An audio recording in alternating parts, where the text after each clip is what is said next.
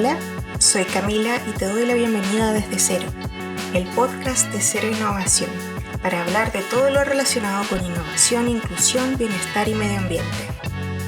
Este día escucharás nuestra entrevista a Vilma Verdejo acerca de empatía, creatividad e historias significativas. Entonces, no sé si bienvenida o yo me siento bienvenida a tu casa, pero gracias Vilma por estar con nosotras en el podcast de Cero Innovación Desde Cero.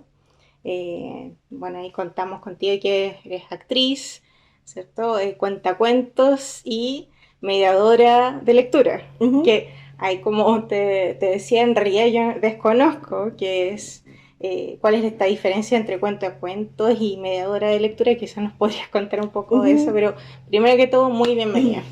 Muchas gracias, Camila, bienvenida tú aquí a mi humilde hogar. Muchas gracias por esta invitación, me siento muy honrada de que te hayas acordado de mí para tu hermoso proyecto de Cero Innovación.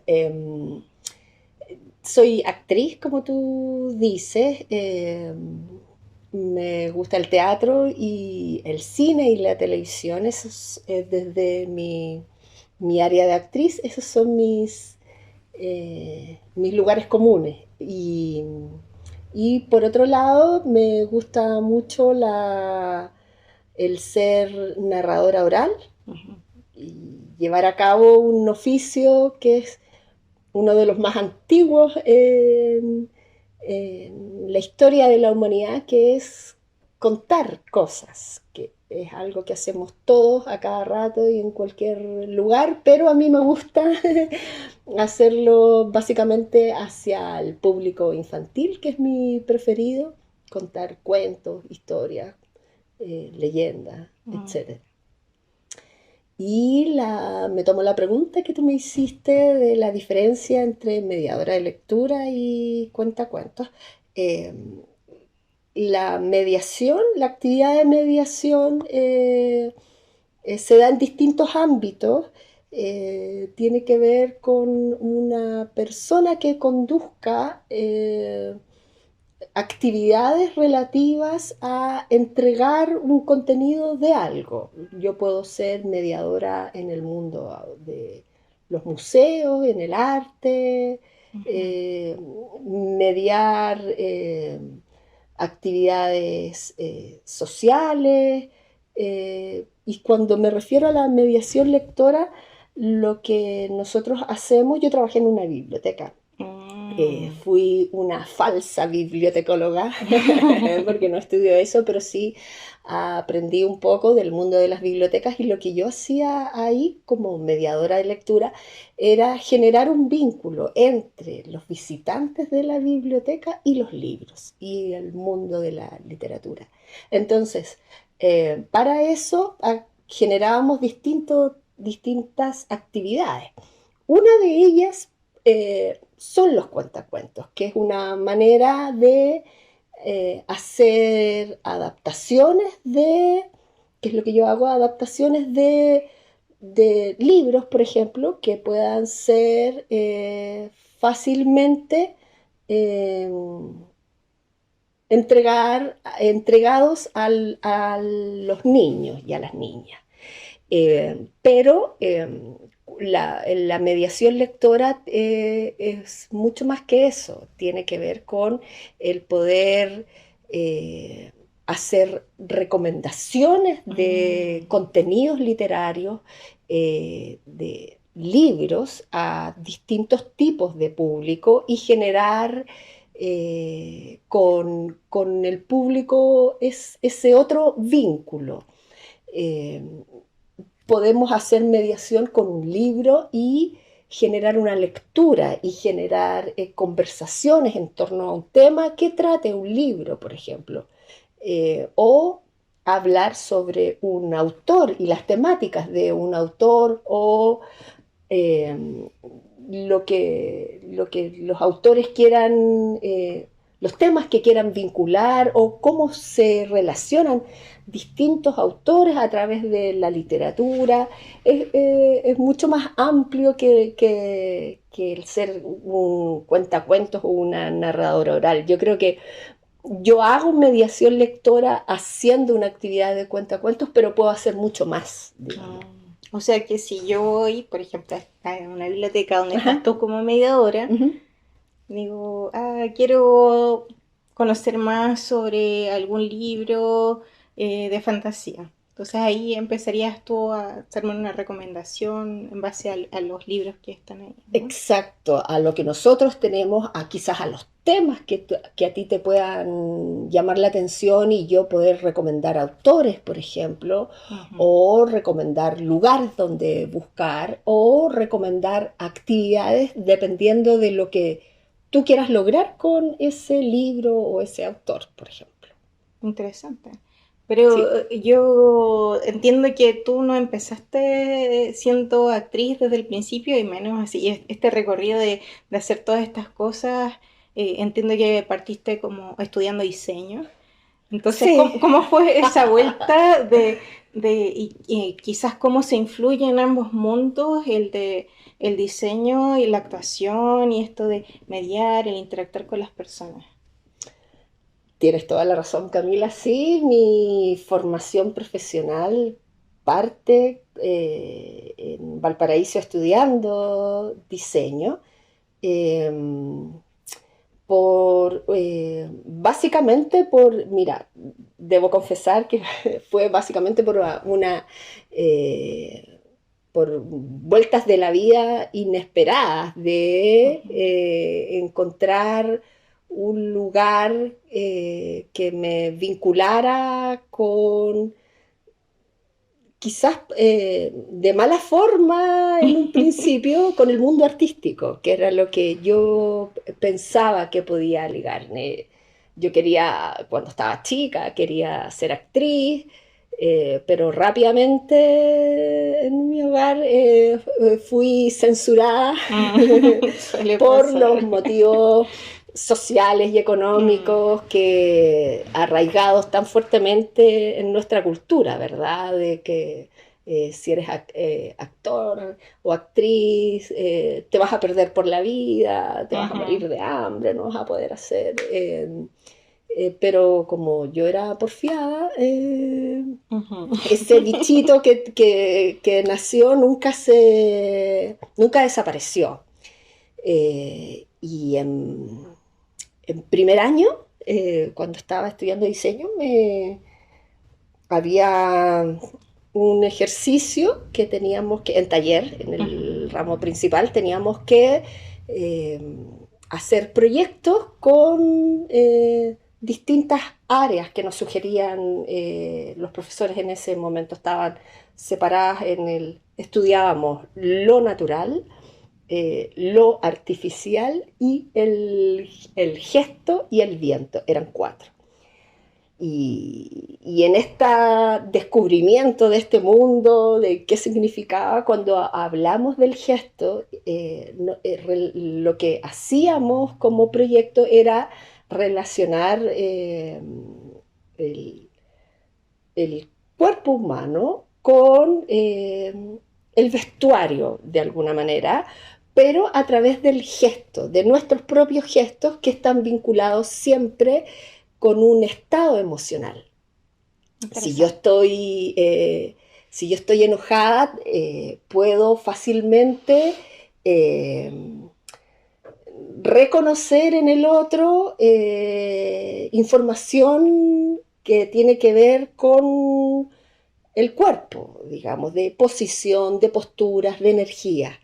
Y para eso nosotros tuvimos un taller con un actor que fue de Mm. Santiago, vino de acá de Santiago y fue para allá y nos enseñó algunos ejercicios.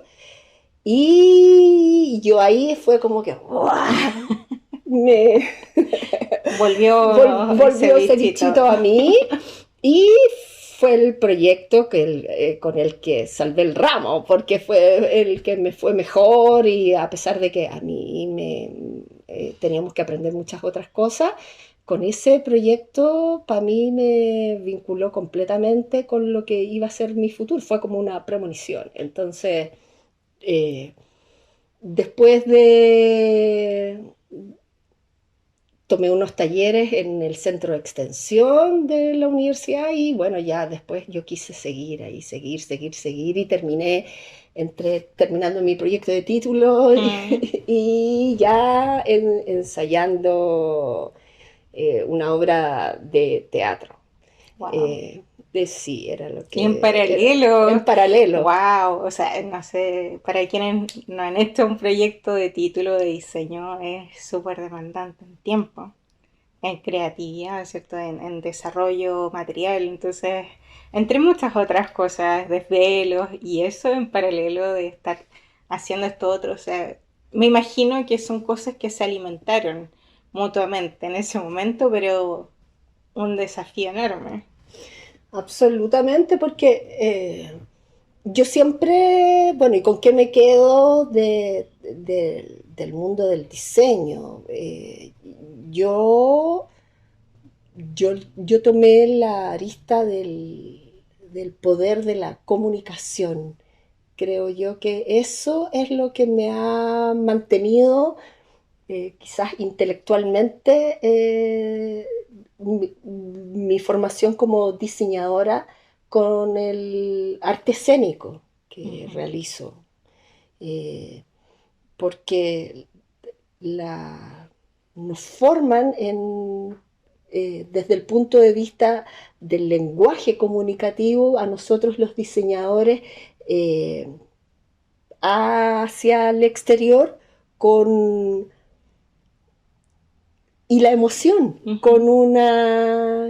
desde el punto de vista arte y emoción y comunicación son los conceptos que a mí más me interesaron de seguir desarrollando. Y por eso no fue tan ajeno seguir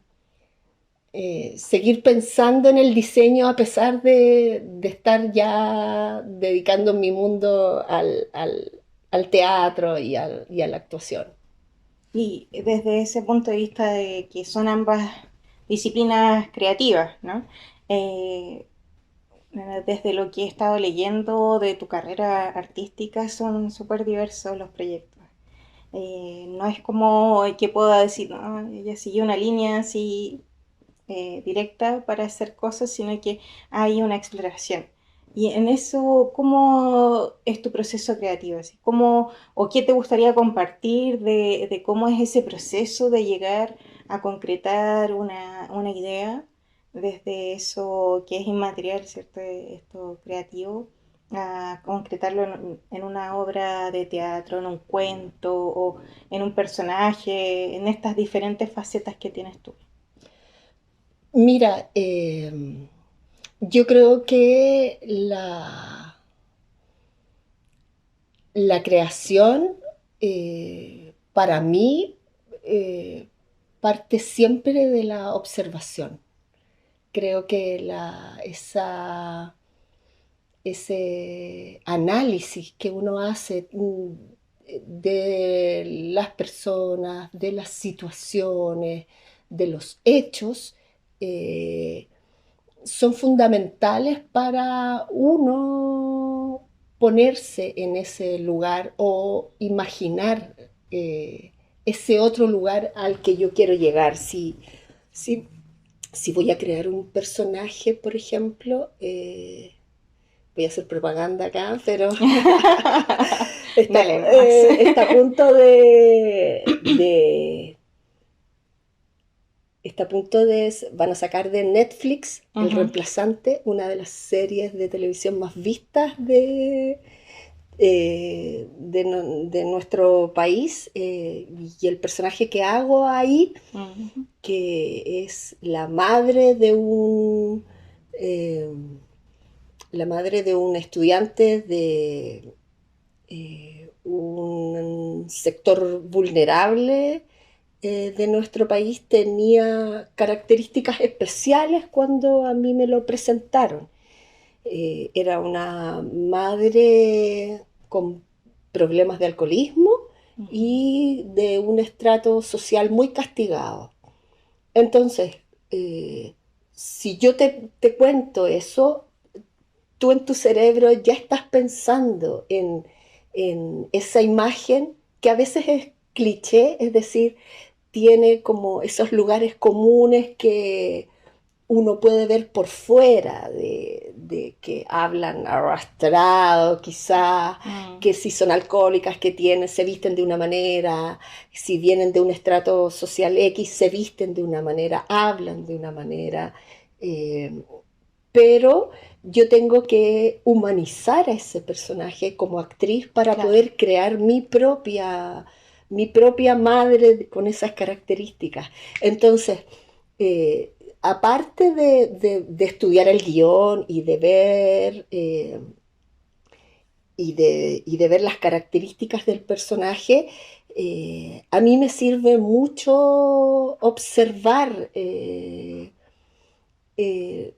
la situación real de esos personajes, de Como poder hablar vincular, con claro, ellos. conversar, mirar, observar, visitar esos lugares para poder después crear algo verdadero y que tú no digas, ah, ya, es la típica madre o es la típica mujer alcohólica que habla así, pero que no tiene nada más que tú la vas a ver y se te va a olvidar, te vas a quedar con el esqueleto.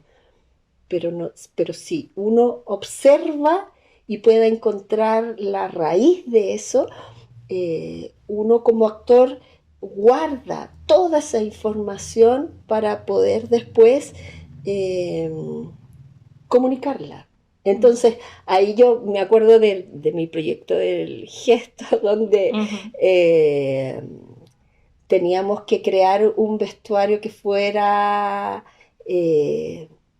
desde lo visual, desde los colores, la materialidad y, y la estructura de esta creación, eh, te comunicara un estado emotivo. Y eso es lo que uno hace cuando crea un personaje.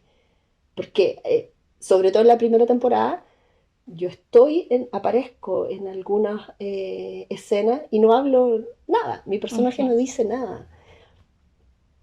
Pero hay toda una historia detrás, hay toda una construcción detrás de eso para que el público pueda comprender lo que está viviendo ese personaje en escena. Y eso, si yo no lo lleno de vida, de información, se queda vacío y no va a comunicar y no va a encantar al público que está observando.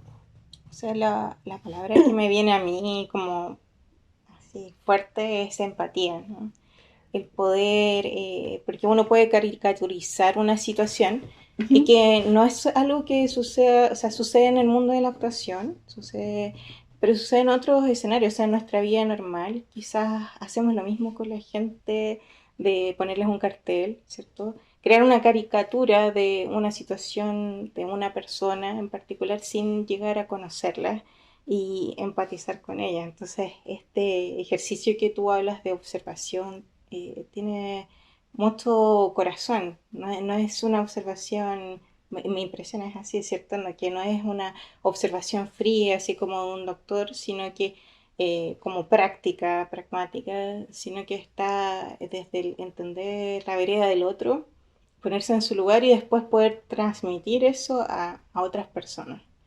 Absolutamente, absolutamente. Me gusta mucho lo que tú dices de ponerle corazón, porque claramente tiene que ver con el empatizar con lo que yo estoy viendo para poder eh, ponerme en el lugar del otro y poder crear algo eh, con sustento, con un relleno, no vacío, no una carcasa de algo, no el cartel de algo. Eh, porque esos carteles y esas carcasas, sobre todo en nuestra época, está presente en todas partes. Estamos bombardeados de carcasas por todas partes. Entonces, la inmediatez de la vida nos lleva un poco a eso, a tratar de rápidamente tener soluciones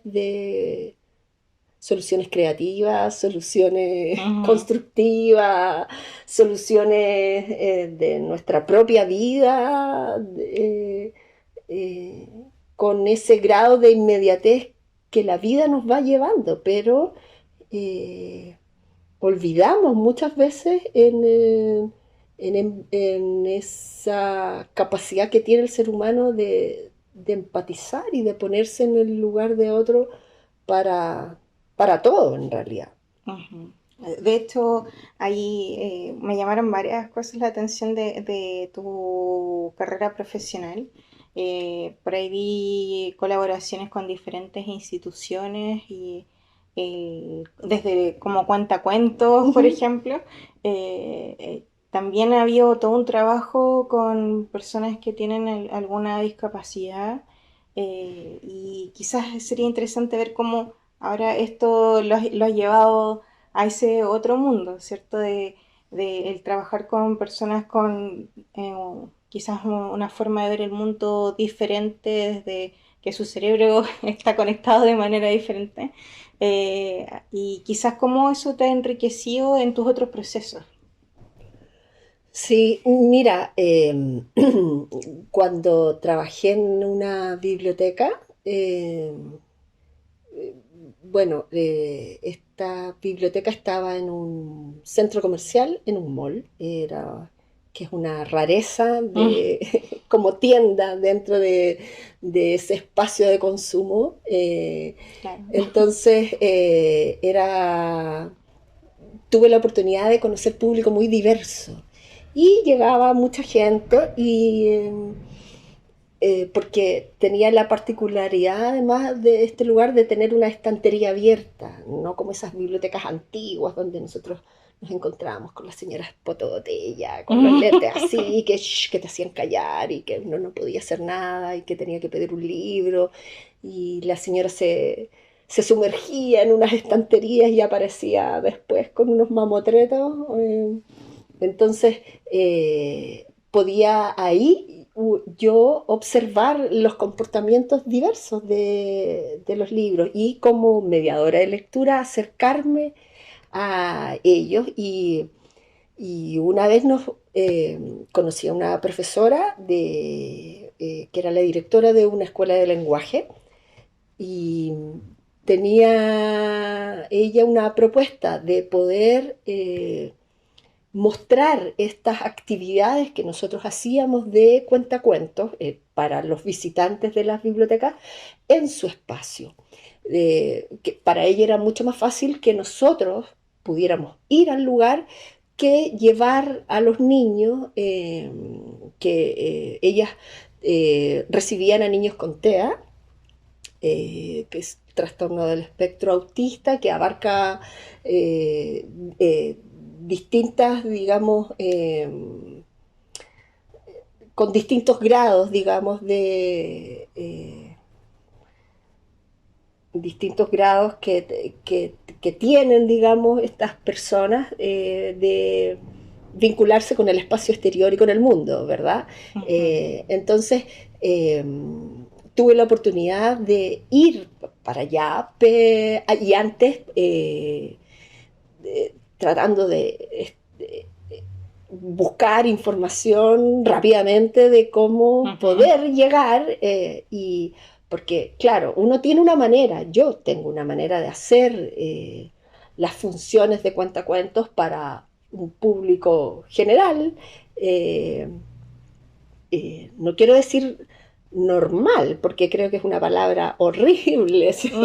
Y es un concepto. Y es un concepto, pero estamos acostumbrados a que me relaciono y pienso que el otro es igual a mí. Sí. y reciben lo mismo que yo voy a entregar y pienso que es así y no siempre es así y no nos cuestionamos eso.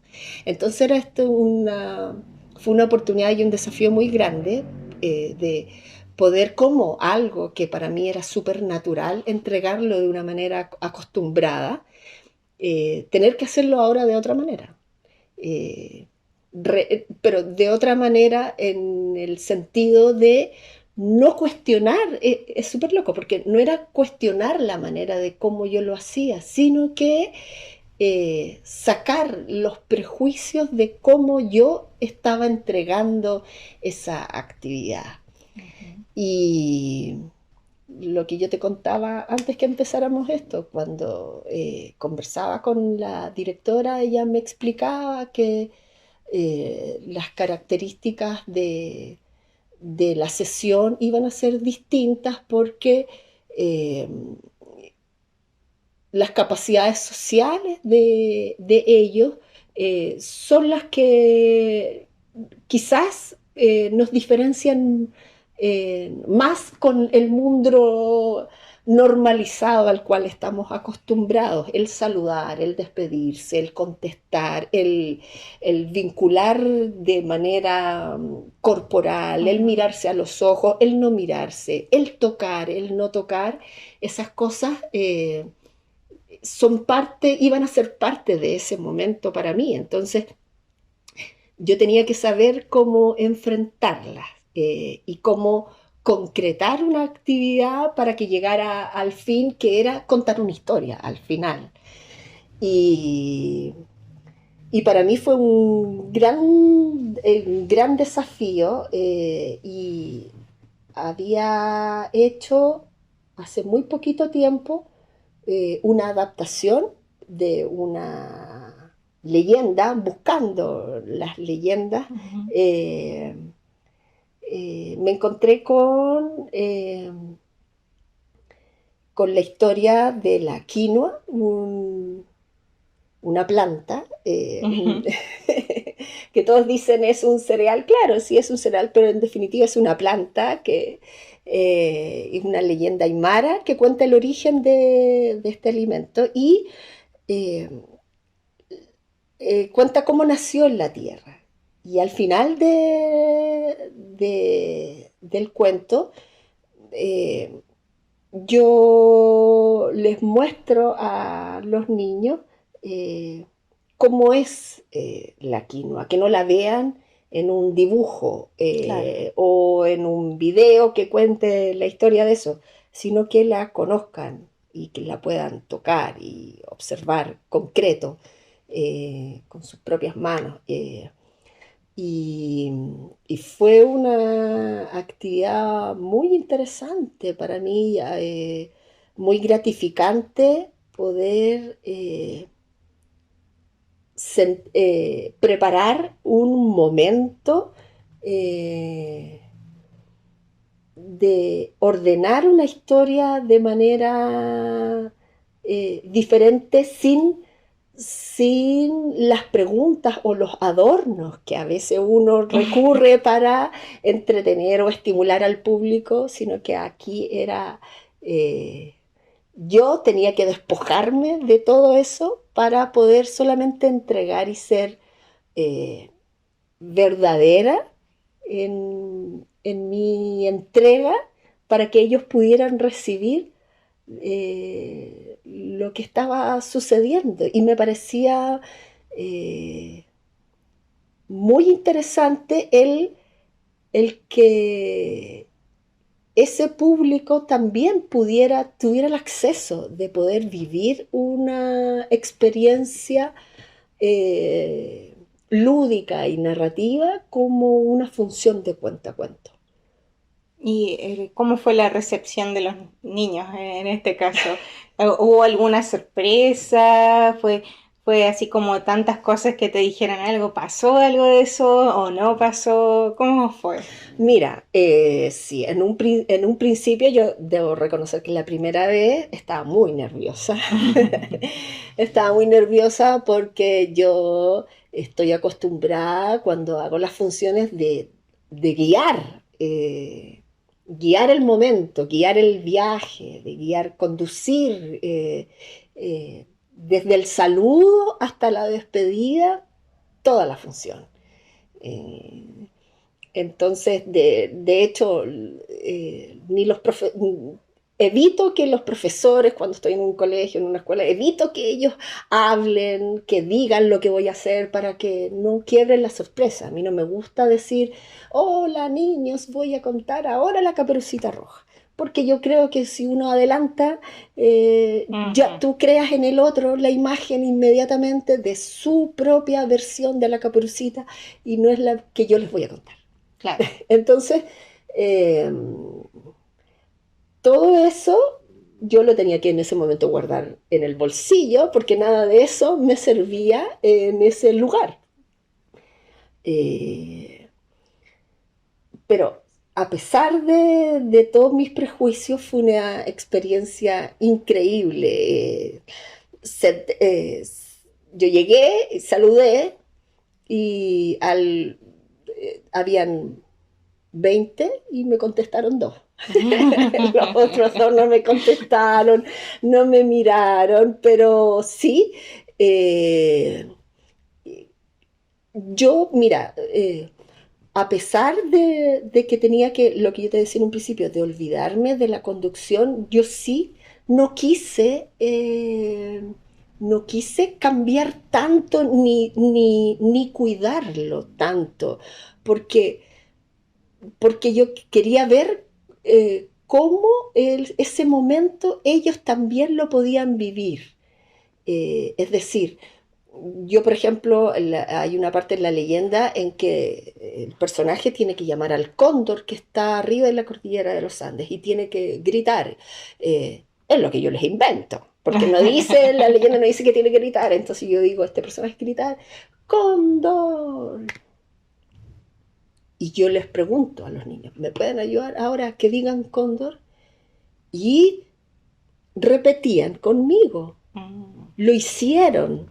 Algo que yo pensé que no podía suceder, ellos lo hicieron. No lo hicieron todo, no lo hicieron a la vez, lo hicieron a su manera, algunos de pie, otros mirando para el otro lado, otros tocando lo que yo tenía, pero lo hicieron. Entonces fueron experiencias para mí muy conmovedoras porque, claro,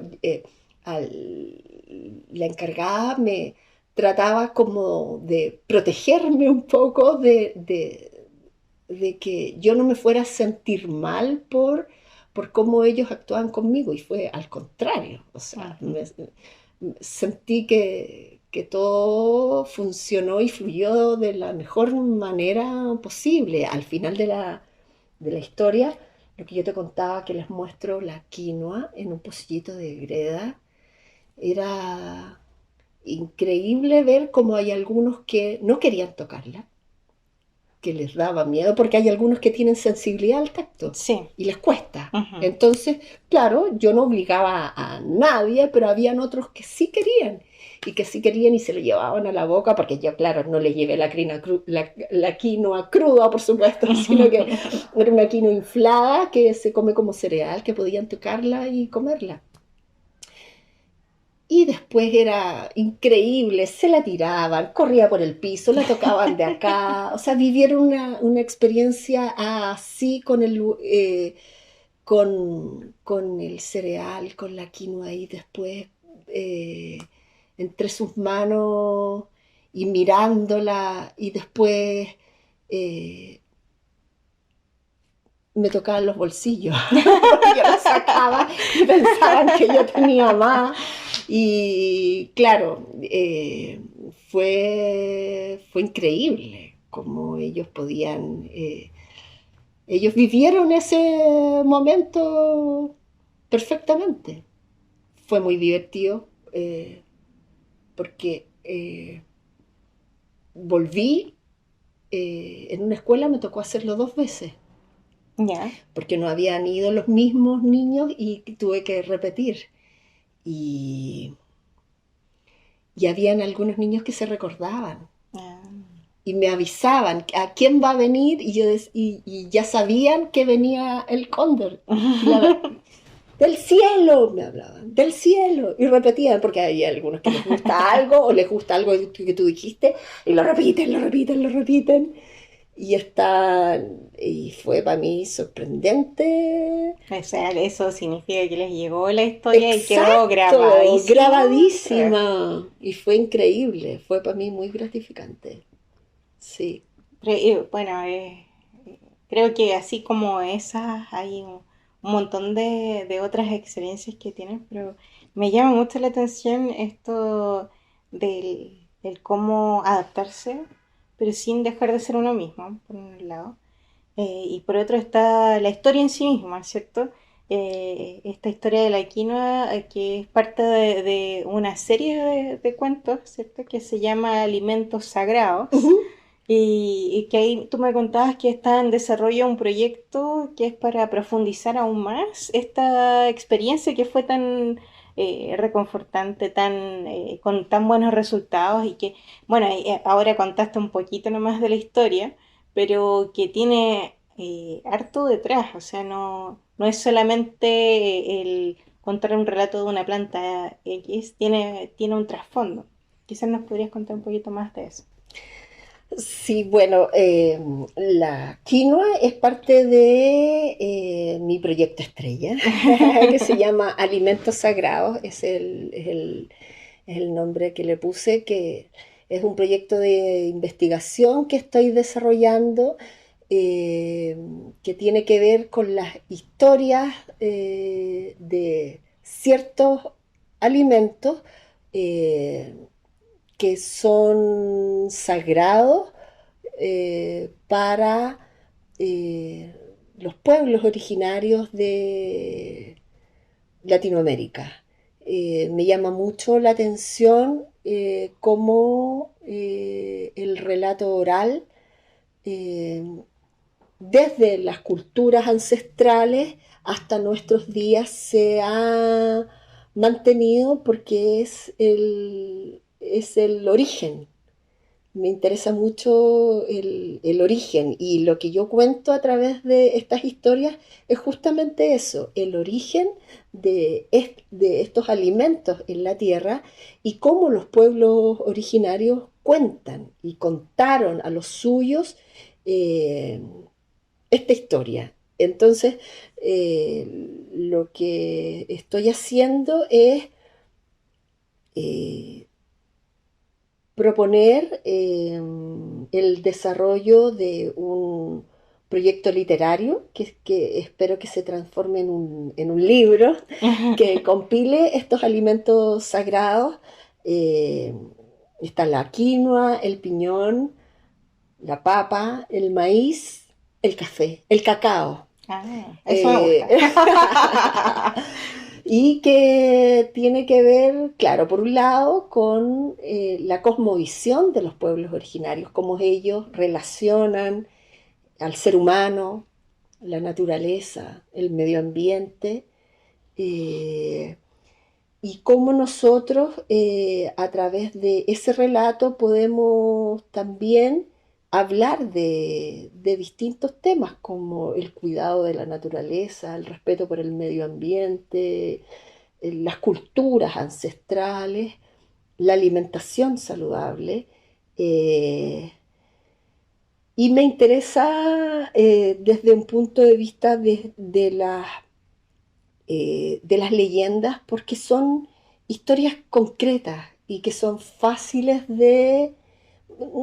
no quiero decir fáciles como fome o como que se agoten rápido o que sean, sí, o que sean como simples, pero quiero sacarle como la carga facilista o negativa, sino que en el sentido de la simpleza como la belleza de lo simple, Ujú.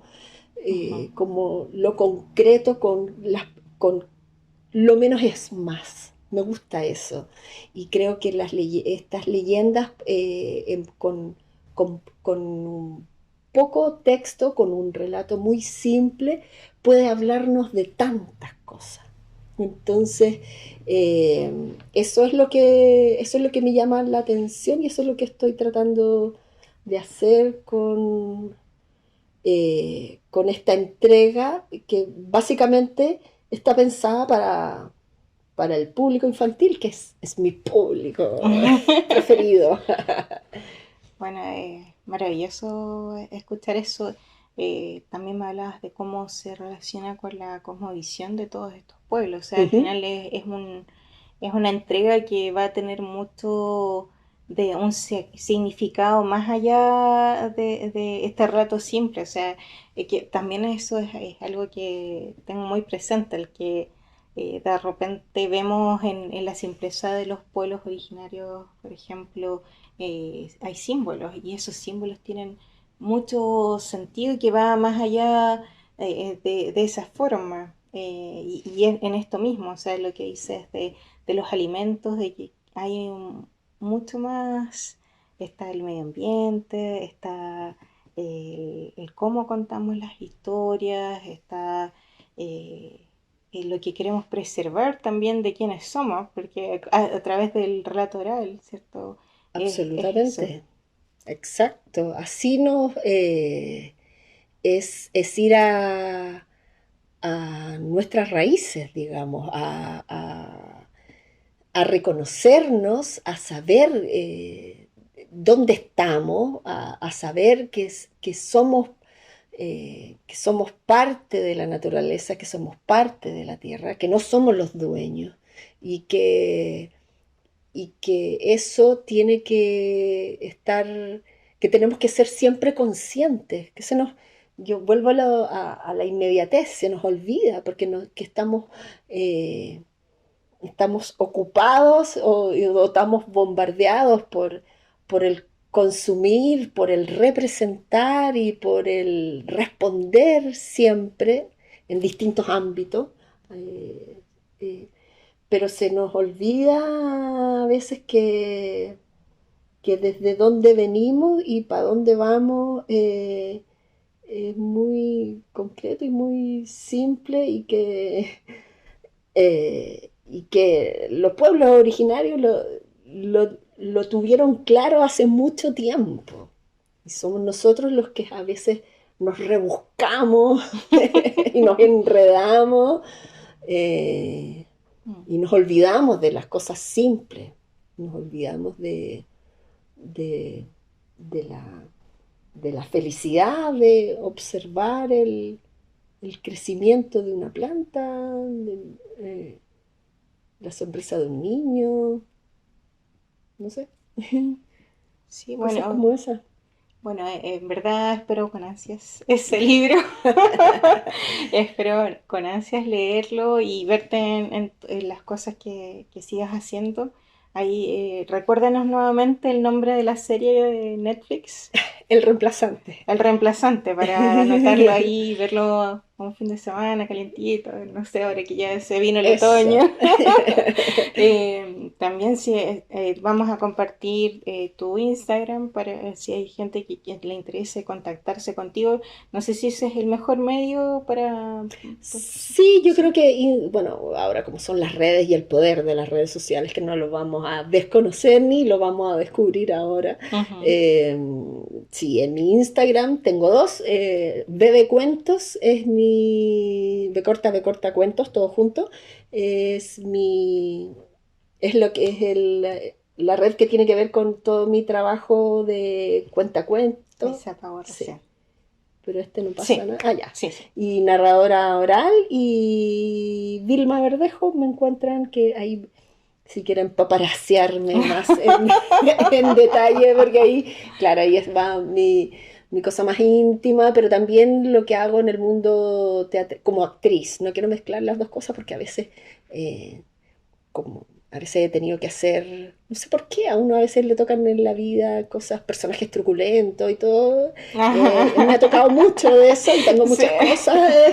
Y después, en la cosa de cuentacuentos, tengo el área más infantil, entonces a veces la gente se asusta si pongo Sí. como...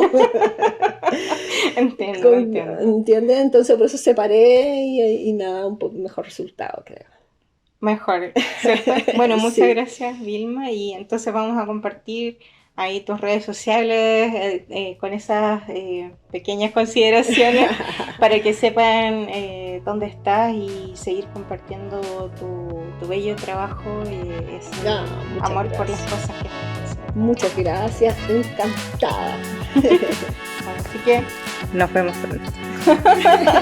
Te invitamos a seguirnos en nuestra cuenta de Instagram, @0-innovación, y visitarnos en nuestro sitio web www.ceroinnovacion.com. Nos vemos.